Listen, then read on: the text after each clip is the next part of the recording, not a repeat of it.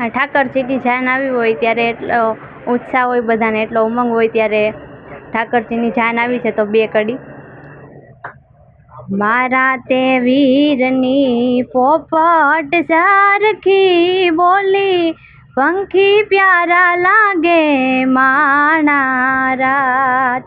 મારા તે વીરની પોપટ સરખી બોલી, પંખી પ્યારા લાગે માણા રાજ.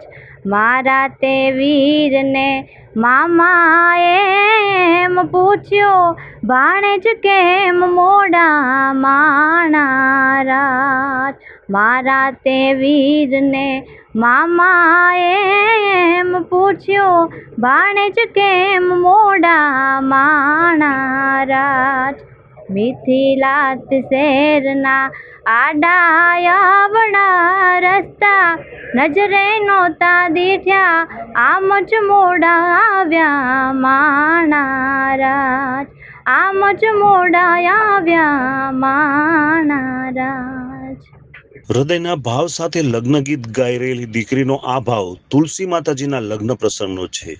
આજે વાત કરવી છે એક એવા વ્યક્તિત્વની કે જેની ઉંમર નાની છે પણ લોકસેવાના અરમાન સાથે ઈશ્વરે આપેલ લક્ષ્મીનો સદુપયોગ કેવી રીતે કરવો જેની સમાજમાં પ્રેરણા મળી રહી છે. ગુજરાતનો ભાલ પ્રદેશ એટલે સૂકો પ્રદેશ.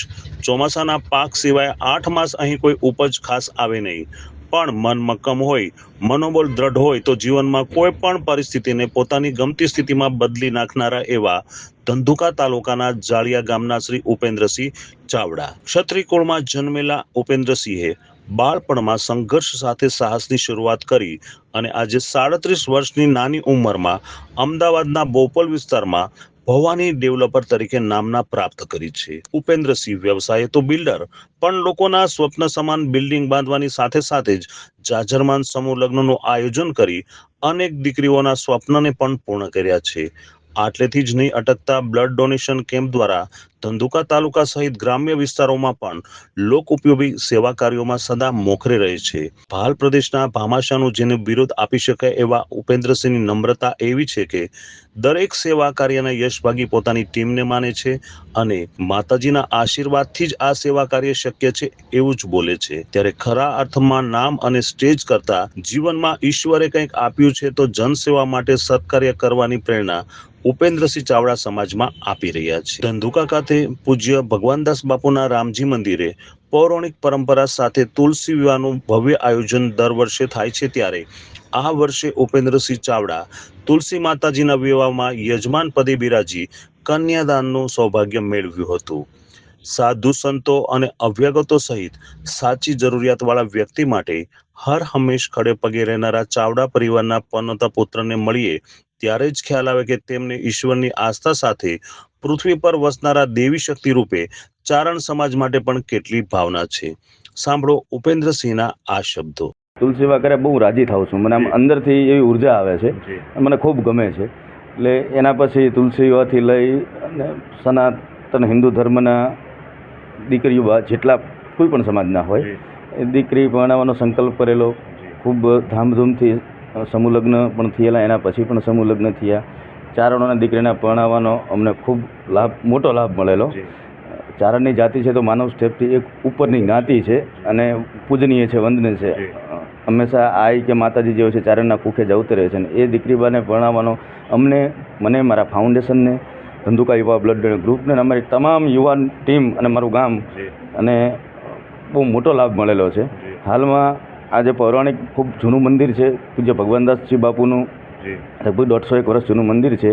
અને આ વખતે મારી ઈચ્છા એવી હતી કે ભાઈ ધંધુકા ગામની અંદર તુલસી વિવાહ થાય.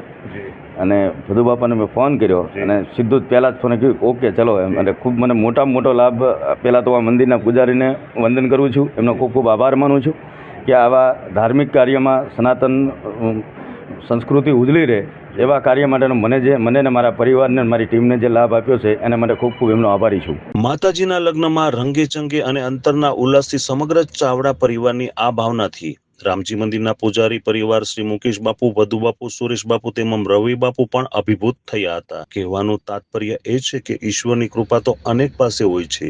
સેવા કરવા માટે તન, મન અને ધનથી સેવા કરી શકાય છે, પણ પાસે રહેલા ધનને લક્ષ્મી રૂપે સેવા કાર્યમાં વાપરવા માટે પણ હૃદયના ભાવ જૂજ વ્યક્તિઓ પાસે જ હોય છે, ત્યારે હર હંમેશ દરેક સેવા કાર્યમાં માત્ર ધનથી જ નહીં પણ તન અને મનના ભાવ સાથે ત્રિવિધ સેવા કરતા ઉપેન્દ્રસિંહની સેવાને લાખ લાખ વંદન.